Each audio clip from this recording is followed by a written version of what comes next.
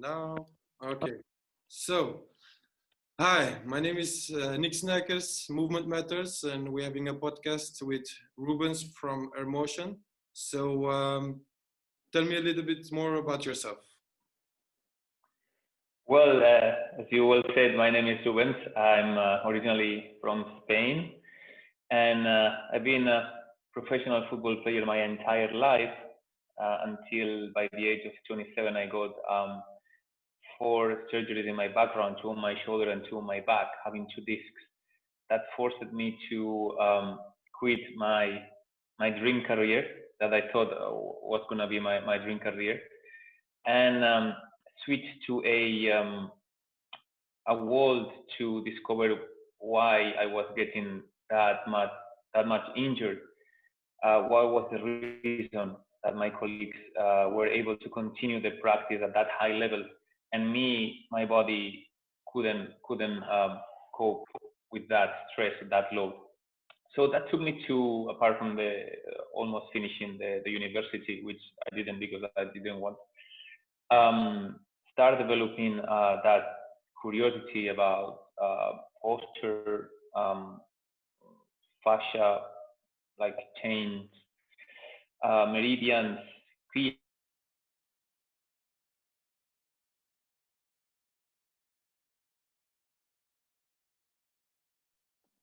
Rubens? Sorry, are we in? Yeah, can you repeat that, please? Everything? No, just the last little part.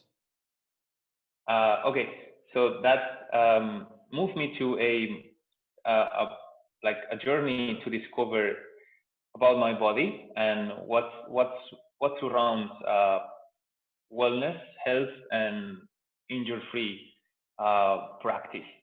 So I started learning, attending courses, reading books, seminars, mentors, and just picking and gathering here and there what I found useful, what I found applicable, starting practicing with people, offering my services as a personal trainer.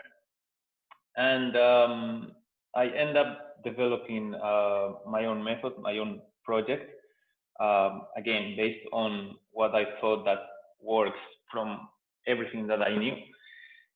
And ever since then, I just started growing up, showing and exposing my work, catching interest about people and gyms, and being requested to develop and perform and power seminars. So yeah, it's been 5 or 6 years since Rmotion was born, and growing every day, showing what I believe in, and showing what people can do with their bodies to achieve an injury-free or pain-free lifestyle and exercise practice. Okay. So what was the reason? What do you believe was the reason you got injured so bad? Well, it's not just one, I guess. It's been, I would say, stressing the body to a point without knowing exactly what I was doing, right? To reach a professional level in any career, you cannot become just overnight. You have to start since you are a kid. So when you are a child, you just follow what people say you have to do. Yeah. Then I completely can go back at that time and know right now that there was no reason, no experience, no why of the exercises, of the practices that we were doing, right? I could perfectly say if I will have a complementary work of core stability or mobility in my thoracic spine, or someone teaching me how to breathe properly, or correctly align my pelvis in neutral position for my back to be in better neutrality, probably I could not avoid, but could prevent a lot of things that happen to me. Yeah. And you start understanding that one injury leads to another, and that even that the tissue heals, the nerve system still remembers that there was an injury. So in my case, there was a sequence of, or I would say a cascade. Not sure if you are there. Yeah. I'm still here. Because your screen just froze. Okay.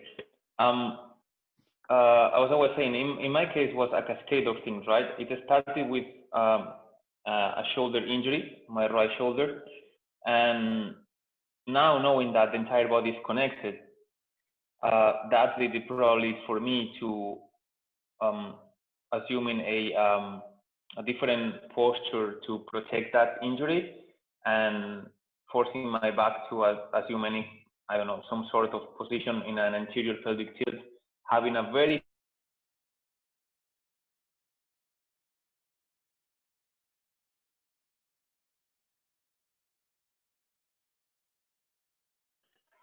Yes, it was the pelvic after pelvic tilt.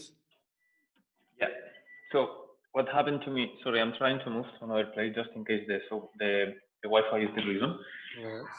In my case, I had a very powerful quad, not so much developed hamstrings and glutes. What happened is at that time, nobody told me that was wrong. Like my performance was very good, and for my coach or the coaches over there, that was everything that matters. What happened is that led to a more injuries. So again, it's not just one thing, it's a cascade of things that start with one thing and it just develops more and more. So I ended up having 4 surgeries in my body, which is a lot, and not letting my body to perform at the level I wanted, what my brain wanted. So it reached the point that was not worth anymore. And this was non-contact injuries? There was only one of them being a contact injury, yeah. Okay. Only one of them. There was shoulder, like constant dislocation of my shoulder. Then my lower back, L4, L5, that's disc due to stress and twist and just, jumps here and there, just overload.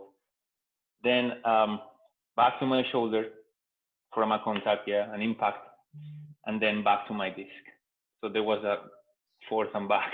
Yeah. And at the end, you reach the point that if you're not making millions out of it, it's not worth to expose your body to that stress anymore, right? Yeah. You just put them on the scale, like, do I value more my, what I believe was my life playing football, or it's my health being 27 and having my entire life just to come? Yeah. So I said, you know what, let's experience other things. And funny enough, what happened is when you quit what you thought was your entire world, which is football, at the end you are like a racehorse that you don't see anything farther than what's in front. You start having the chance to practice and other things like paddle or tennis or skiing or riding a motorbike, which you never could. And there's such a nice things that you can do right now. I just believe that things happen for a reason, and things happen at the right time. So you just embrace, take the good out of the experience. What's next? Yeah, that's a great mindset, I think. Do you believe that if you know the things that you know now about training and about your body, if you knew that like 15 years ago, that your career could still be going on, do you believe that like you missed parts of like coaching in through the years, or did you had bad coaching, or there were just things that were missing?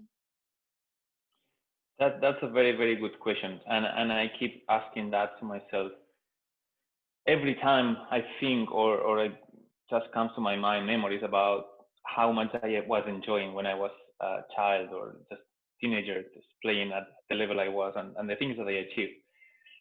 I want to believe that 100% yes, 100% yes, because apart from the practices, like what happened in the sports is, in order for you to become good or skilled at something, you need to constantly repeat certain movements that make you like almost reach perfection in that certain skills. When it comes to football, for the field players are drills with their legs. For goalkeepers, as I was, is I would say like a combination of vision and hands and powerful legs to react to or anticipate movements. So, apart from that, all the practice or strength training that we were doing was very like old school. Yeah. Squats, bench press, shoulder press, all the time using the bars, all the time using the squat rack or the, how you call it, the squat press machine. Yeah. So I look back in time and I don't remember anything unilateral or anything where I had to practice or perform any kind of rotation or throws or twists. Mm-hmm. And it's like, man, we were just working in two planes of motion. We're missing probably the most important one, which is the rotation, right? Yeah. And at the end is how all the athletic movements develop. So 100% yes, I believe that I could avoid many of the things that happened to me. Yeah, not the accidents, but yes, I would say the stress injuries due to overload of things by my energy not being correctly distributed through my body. Yeah, totally agree. I think that's you still see today that there are still many football coaches who let them do just squats and deadlifts and with heavy weights, but not make the transfer to movement and like make it really functional. Mm-mm. I think I really don't understand, right? I really don't understand how come that people reach that stages of being in charge of the performance of elite athletes making millions and generating millions in revenue and not having that concept of how important rotation is or lunges is instead of squats or single leg press and pulls instead of bars or well, I guess someday we'll see the change. Yeah, I think we already see a change. We see a lot of like people, coaches who are putting rotation in it and now like working on a different manner. But I still think there's like a lot of work. I think we have the same vision. That's why I did your course of Rmotion level 2 in Belgium. And everything you told me is like just like how I see it. So I think there's still a lot of work, like understanding movement and making corrections and about posture. But like everyone, we still have to, every day we learn something new. Yeah, that's something that I keep repeating to my clients or people who message me regarding mentorship or something, right? Like, how much should I train or how long this will take? Like, and my answer is like, man, even for me, I train every single day with my clients, with every single one of my clients, and every practice or every day, I just notice or figure out something new that I couldn't do the day before. So it's an endless journey. Yeah. This is about to enjoy the journey, not to look for a goal.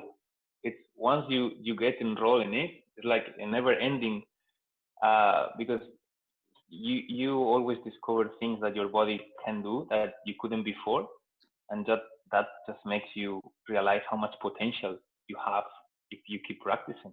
Yeah. And also like being like reflect on yourself and being critical. I know that's something you do also. Is like you watch your videos, then you analyze it or other things, and just being critical also about the things that you see. It's not just like, oh, Nike, they have nice shoes, it's good, they tell you it's good, and you believe, oh, that's good. Because I know you're also like a big fan of barefoot and barefoot shoes. So that's also something I wanted to talk with you about it. So let me hear. I'm sure You have a lot to say about it. Well, my journey with barefoot or exploring or transiting to a more barefoot lifestyle started, I would say, in a course I've done in Lebanon, in Beirut, about movement. And well, let me tell you, it wasn't I think was not intended for us to go barefoot, but at that time, because they were going on a strikes with the people in charge to clean up the streets from garbage. There was a lot of toxicity and dirtiness in the streets, so they please asked us to remove the shoes.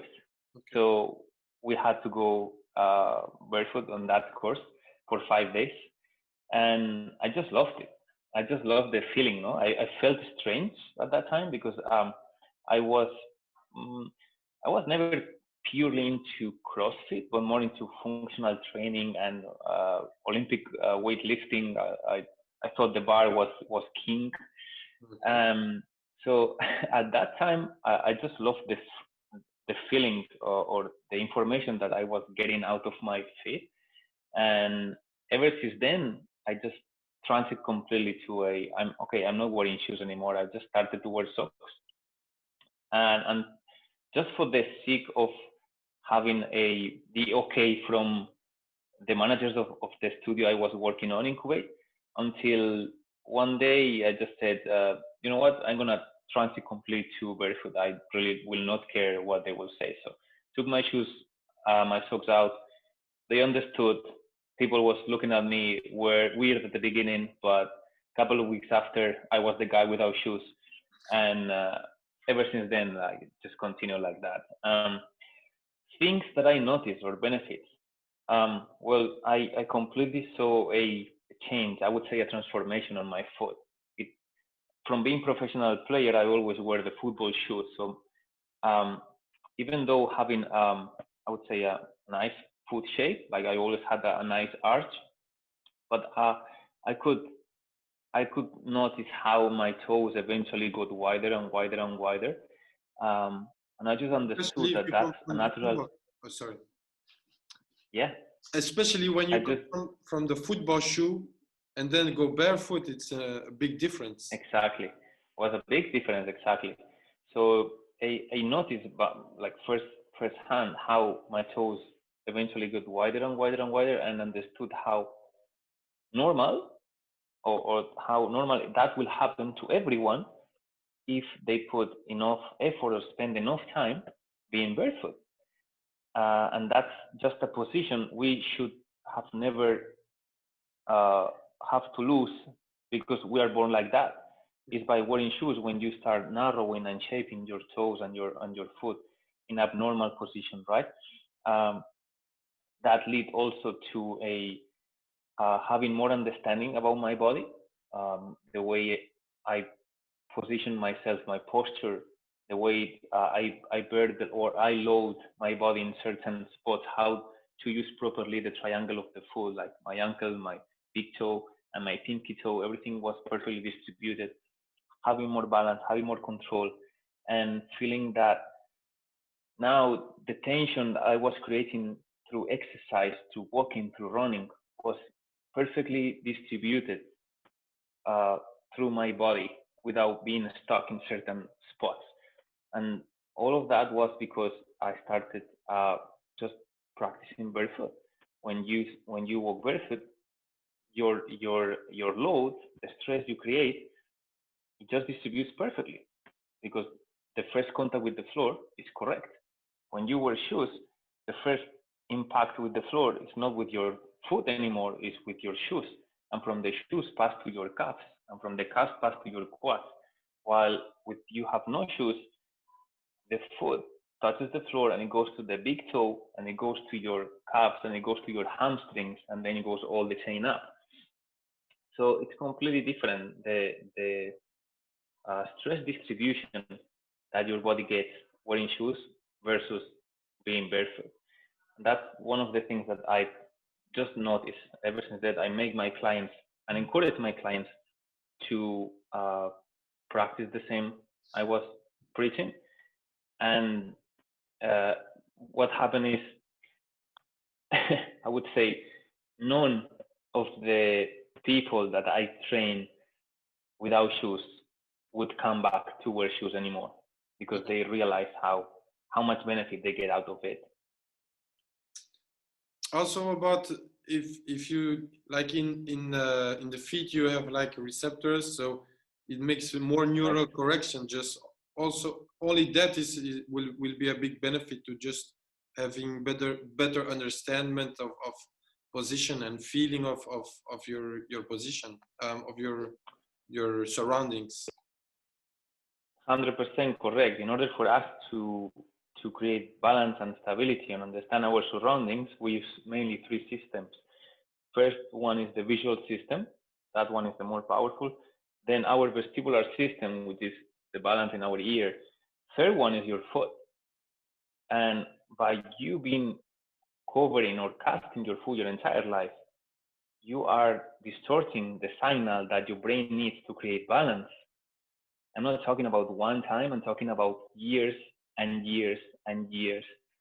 So your entire understanding about balance, stability, and your surrounding, you are narrowing your capacities when it comes to movement, because you are casting one of the systems that your brain needs for you to understand your position.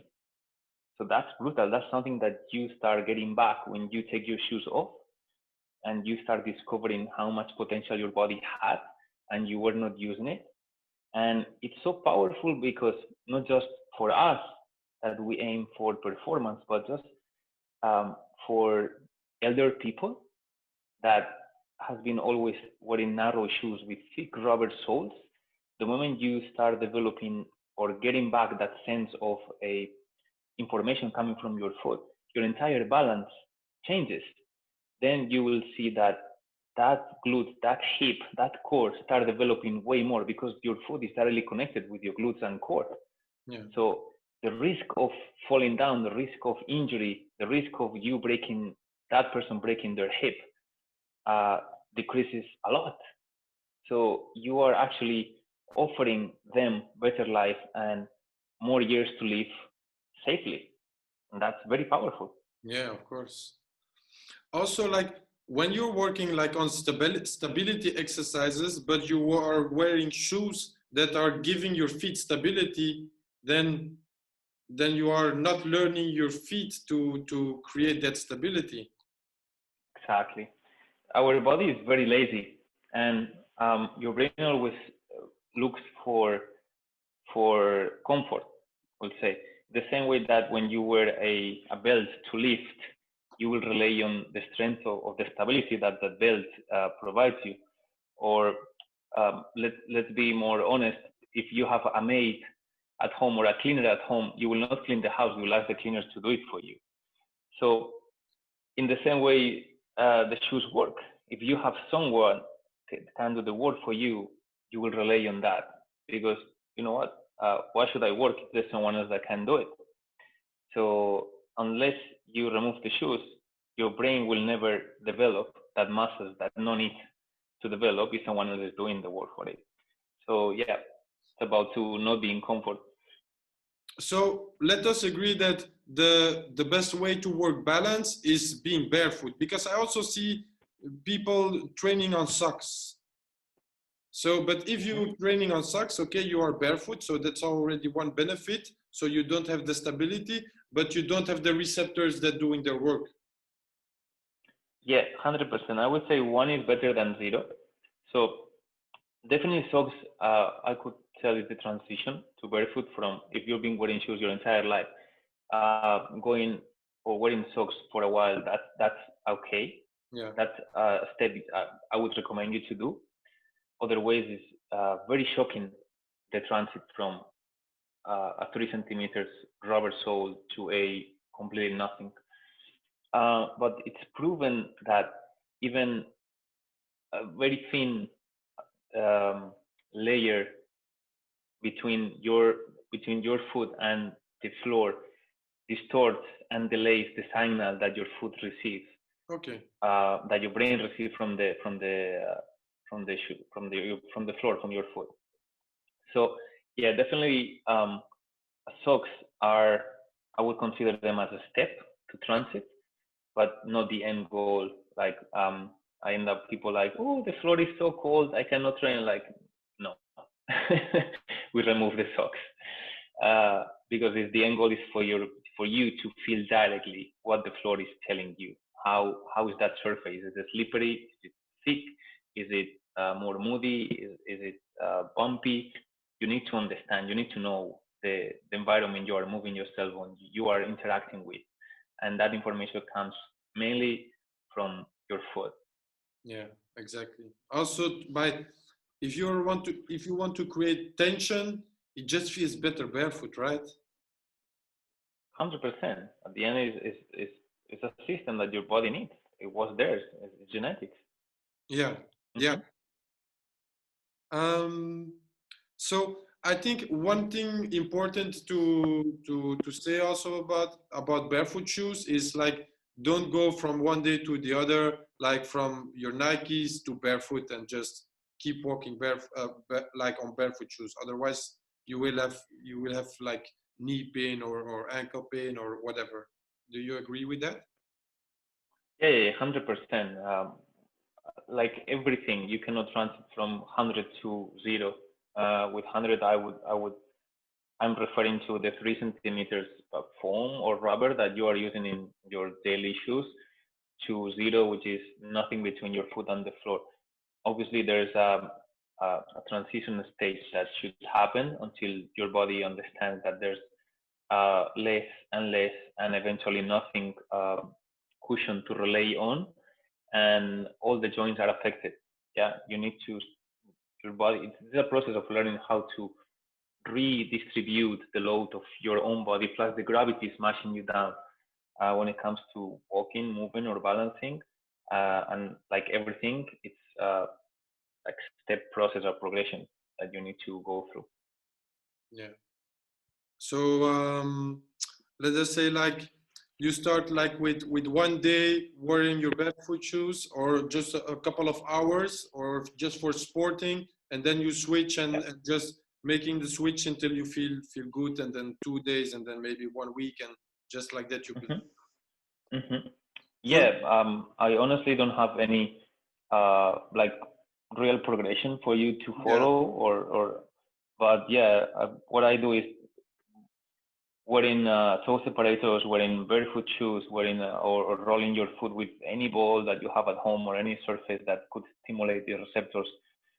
Just eventually getting used to the feeling, to the new feeling, and until you end up just getting used to it and becoming normal. yeah. I think also it's something personal, and everyone has another body, so you have to feel it like how your transmission is going for barefoot. Like for me, it took me I think like maybe 2 years that I little by little I build it up, and now I'm just like almost every day barefoot. Uh-huh. Yeah, that's great. It's a great example. People would think that we are talking here about a a, a, a week or two progression, and it's not. You just said that it took you 2 years. For me, it was around 6 months or so. Excuse me. So yeah. When I say barefoot, I meant minimalist shoe. So it's not like it's still like the Vivo barefoots or field grounds or like Hmm. minimalist shoes. That's what I didn't mean Yeah, barefoot. yeah, Just yeah. No, but the way you train and your practices are without shoes. yeah, yeah, definitely, Yeah, definitely. you use minimalist shoes to go out, so Yeah, transit out. Yeah, yeah. We're talking about being able to exercise fully and get the potential of the exercise without shoes. yeah, That definitely. will take some time. Hmm. How important do you think the foot is and the position of it? The foot, well, as I mentioned, here, what I realize is this: the foot is not more important than anything else in the body. What happened is we how little importance we gave it. You know, um, by being covered, we just neglected the importance of the foot. Yeah, Um, I would say it's important in a way that is the first area or structure in your body that gets in touch with the floor. I would say your eyes are the first organ or system that interacts with the environment, just getting information, analyzing what's surrounding you. But rawly, like physically, your foot is the first structure to interact with the environment. If we are walking, if we are standing, if we are running. So I think the first thing that touches something has a lot to say. I would even say that your body adjusts and reacts to what the foot says. So that's the importance of being barefoot. You will not walk in the same confidence like you are walking in the grass or somewhere where you know that everything is stable. And all of a sudden, when you get close to rivers where everything is more moody and slippery, the entire body and the way you move adjust to how the surface you are going on is. So your foot definitely has a lot to say. I would say first, it's gather information about the environment you are on, about the surface you are stepping through. And the second function, I would say, is making your body adapt to that surface and anticipate how that movement is going to be. So it just gets information and makes the body adapt. So I think it's quite powerful. Let's remind to people that there is 33 joints in that tiny part of your body. That's around 1/4 of the entire joints of the body. That's a lot. It's a lot. So definitely it's made to move.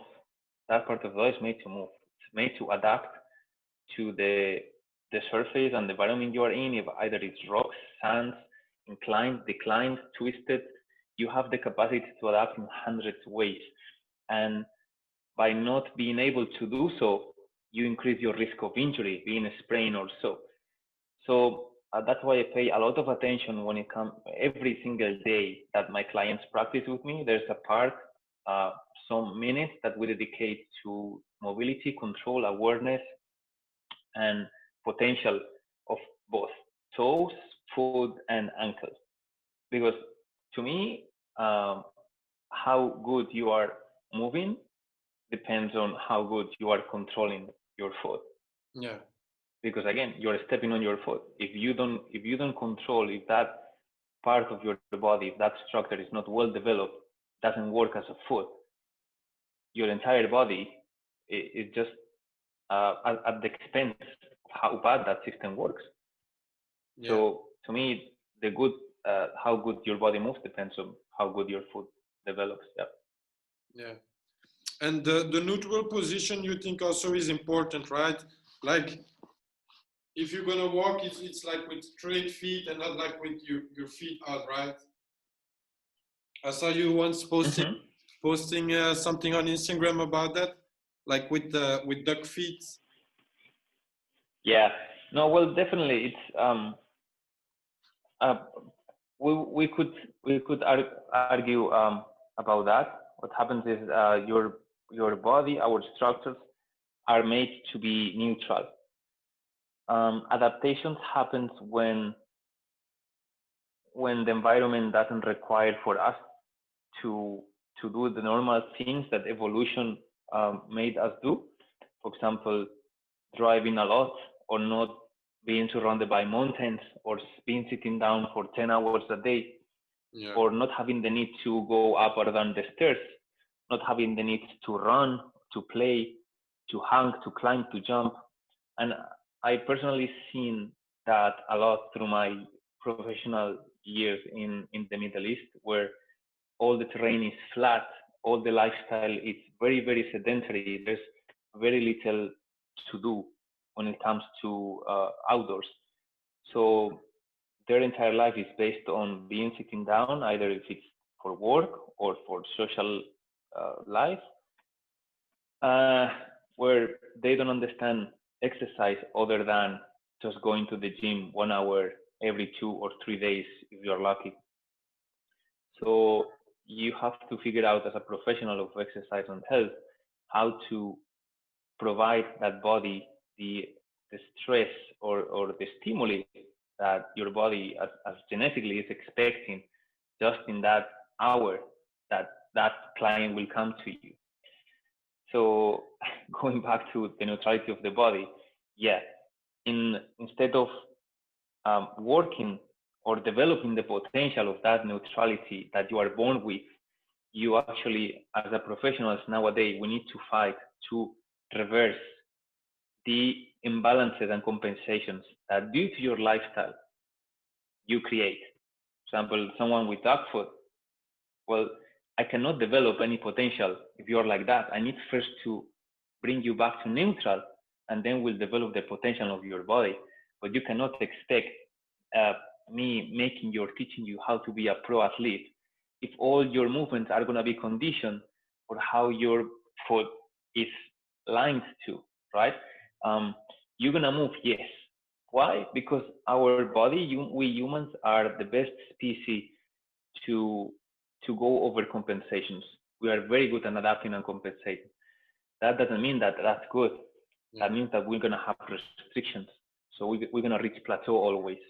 What happens is by getting out of neutrality or alignment, we lose efficiency.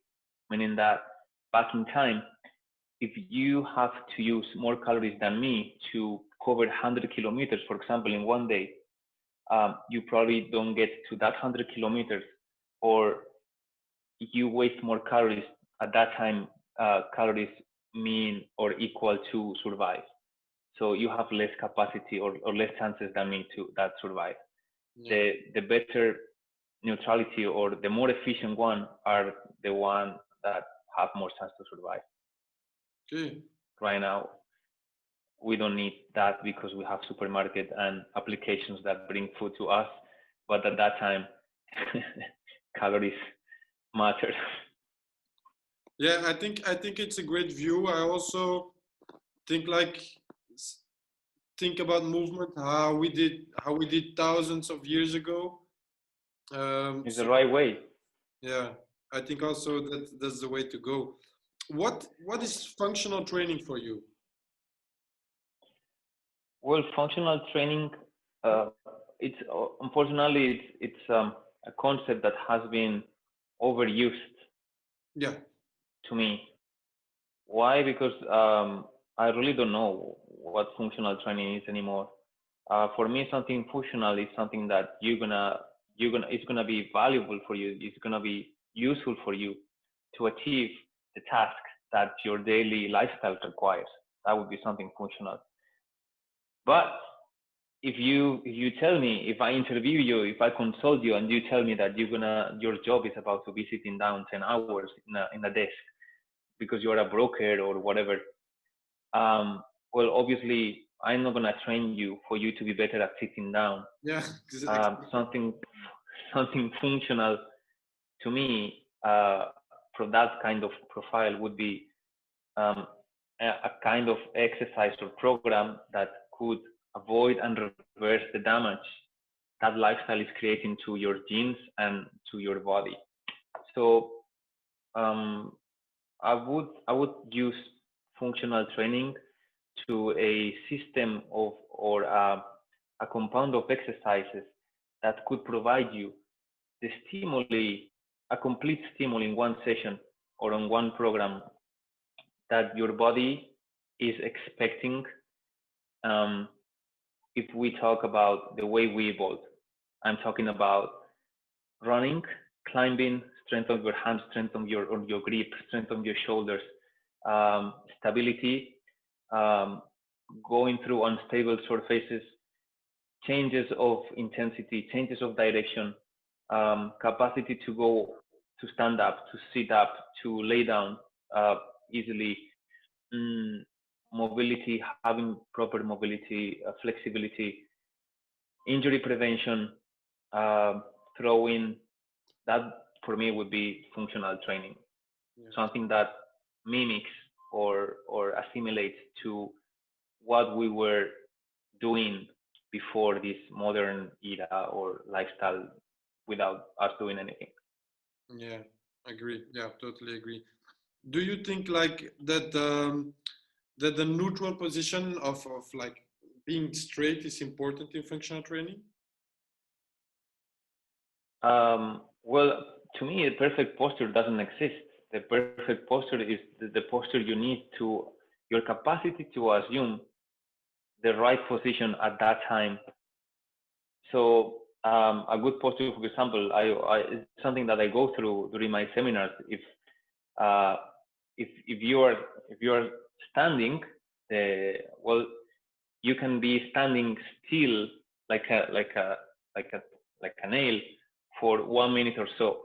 I can assure you, your body cannot stay there more than 1 or 2 minutes because we are designed to move.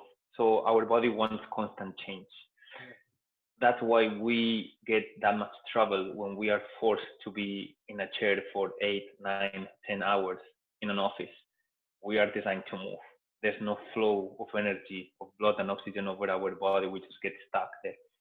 Um, that's why a neutral position could be many things. Like you could be laying down or doing a plank and having a neutral position.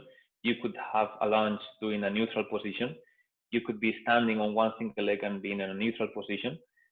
So there's no neutral position. There's for me there's I would say there's an efficient position.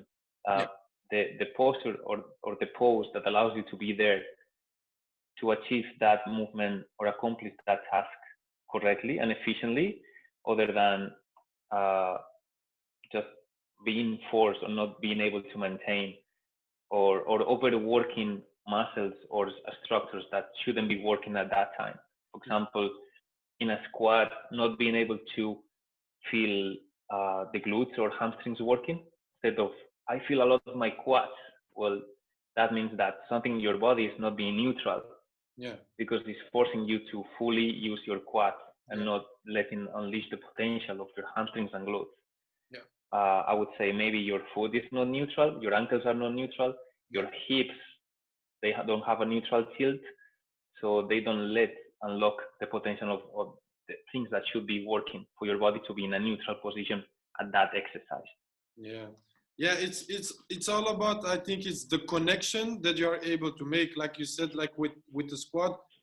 A lot of people just feel their quads and they're not able to feel the posterior chain.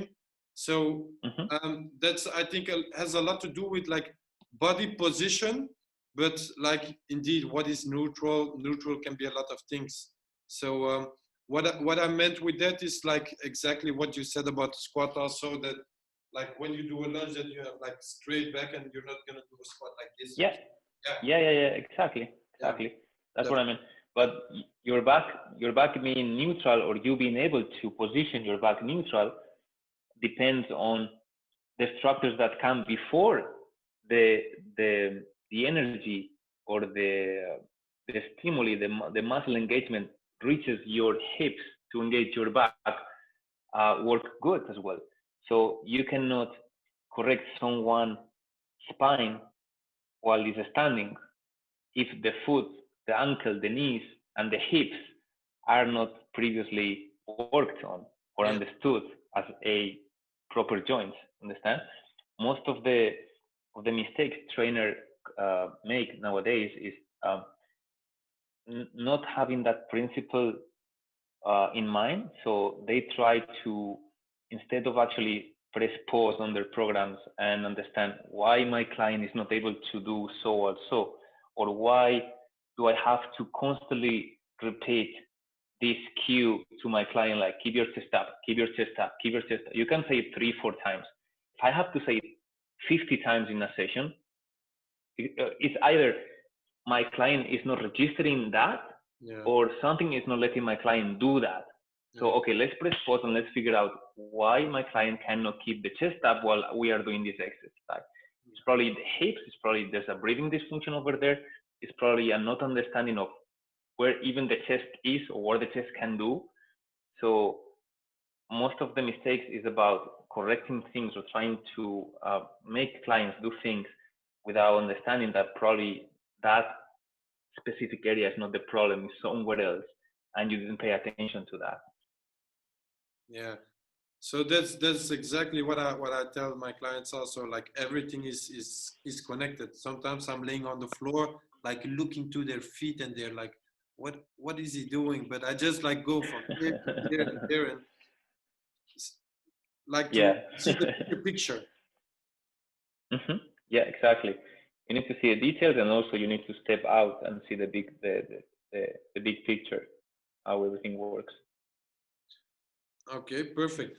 I still have some I think 2 or 3 questions for you, and then we will round it up. It already was an amazing interview, a lot of interesting stuff. Thank you. Enjoying it, yeah. Yeah, definitely. I also enjoying it. What are your favorite training tools like to train with? You That's a can good choose a question. couple. Yeah, my favorite tools are the one I use the most are the ones that actually let my body express their potential.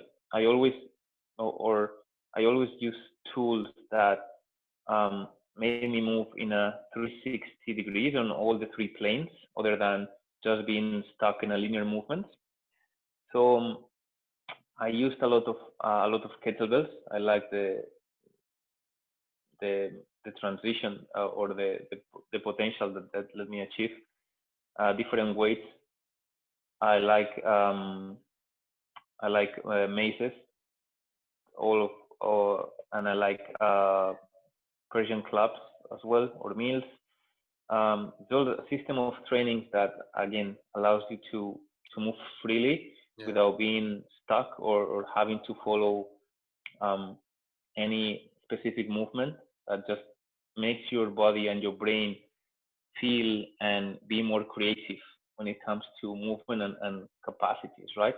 Um, to me, for example, this weekend Fatima and I were in a hotel, and I keep thinking how ridiculous hotel gyms are. Was like a room 5 by 5, and 85% of that room was covered by a treadmills yes, and a spinning bike and an elliptical bike, and there was like literally one by one to move. yeah, I was like, well, a gym's supposed to allow you to move, not to guide you how to move, right?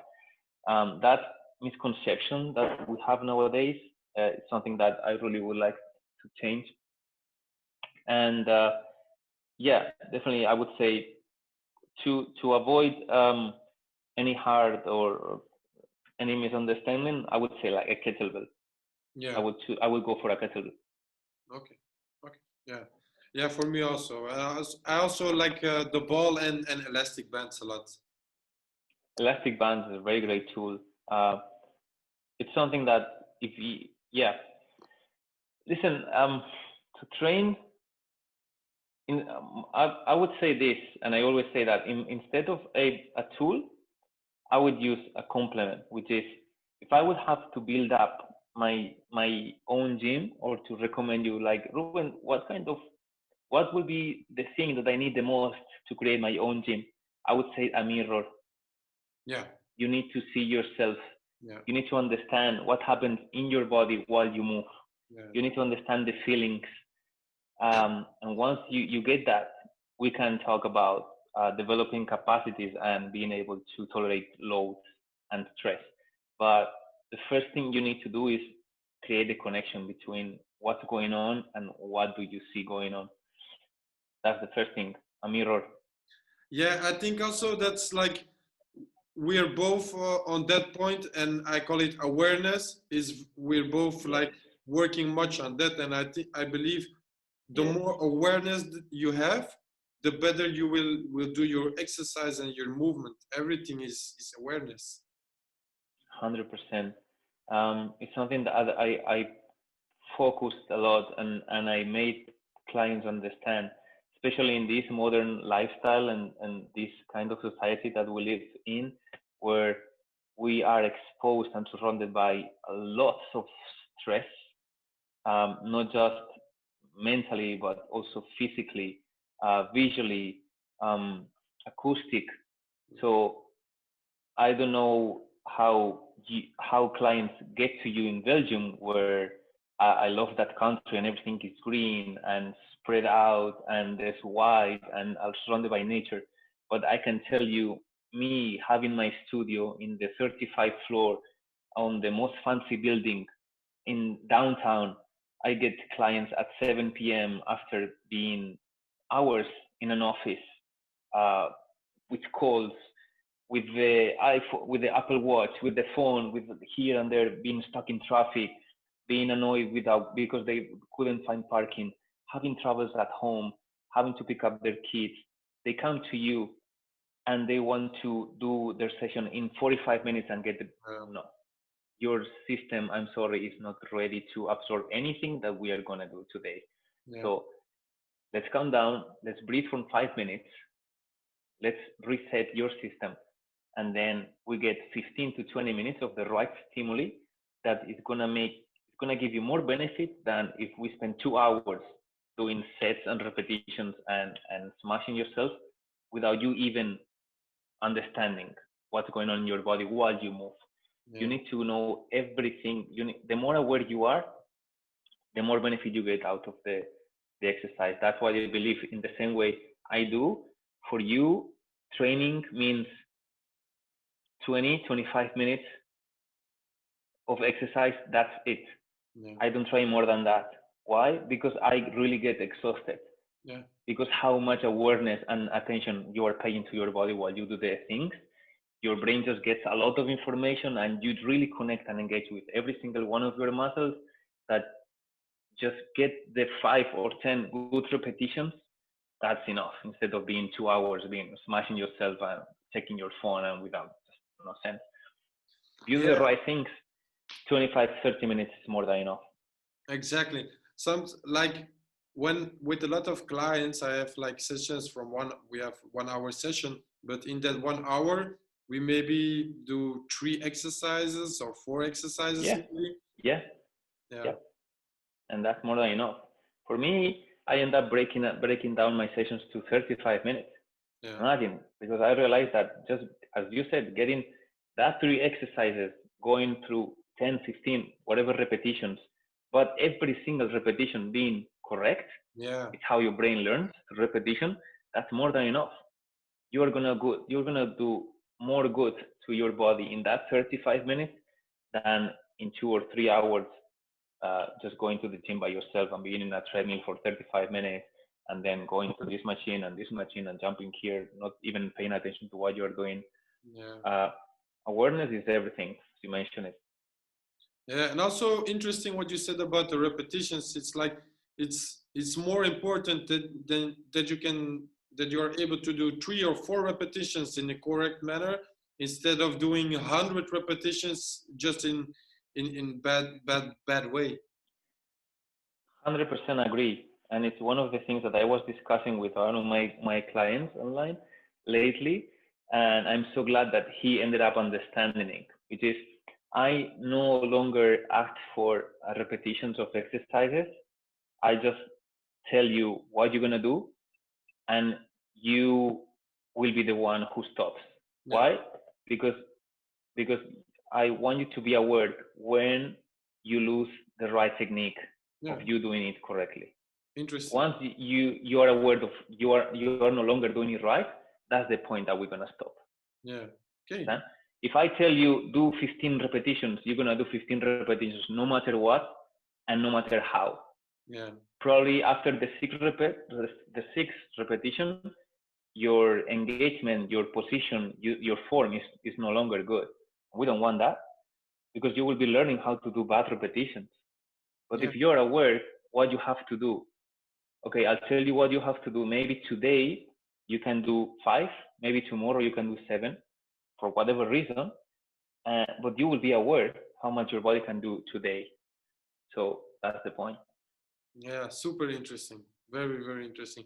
I don't also work with like do 20 repetitions, then I just like, okay, start, and then I take them, or I say some repetitions, but I just take them out when I see the position or the movement. Yeah. But it's like an interesting point of view that you say like, I let my clients feel when it's not going good anymore. Mm-hmm. Gonna give Yeah, it it's a try. something that at the end we are just transition. Yeah, We are their guides. So the end goal is for them to understand their body and to be able to do whatever practice, being injury free or being able to prevent whatever comes to them, right? Knowing what their body likes and which exercise are best for them. So the end goal is to teach them and guide them through, not to for them to depend on us. yeah, So the definitely. more we can teach them, the better. Totally, totally. Yeah, just with you saying, I'm like now, yeah, because they're like 1 hour, they're with us, but the 23 hours besides that, Exactly. they're on their own. So You don't they have control to them, like really create that 100%. awareness. Hmm. I like. I always encourage them to also join any other practice that they want. Like go to Zumba, go to body pump, go to spinning, practice tennis, and uh, not to have something different, but to start noticing how much good the practice you do with me um, translates to whatever practice you choose. Yeah, So you will start feeling that, okay, now in tennis, I was able to reach here more safely or to go overhead with my service, or I joined cross training and I switched the bar from a kettlebell to go over more unilateral stuff and I feel better. So that's the end goal, to provide awareness, to expose that there's something else that they can do. yeah, very nice. Rubens, Hmm. for last question I have for you. Um, Let's go. no, I have two questions. I want to know Okay. from you, like 5 books that you say that are 5 books you have to read. It can be mental, it can be physically, it can be whatever. And then I just want to know, like, what's your mission? What's Rmotion's mission?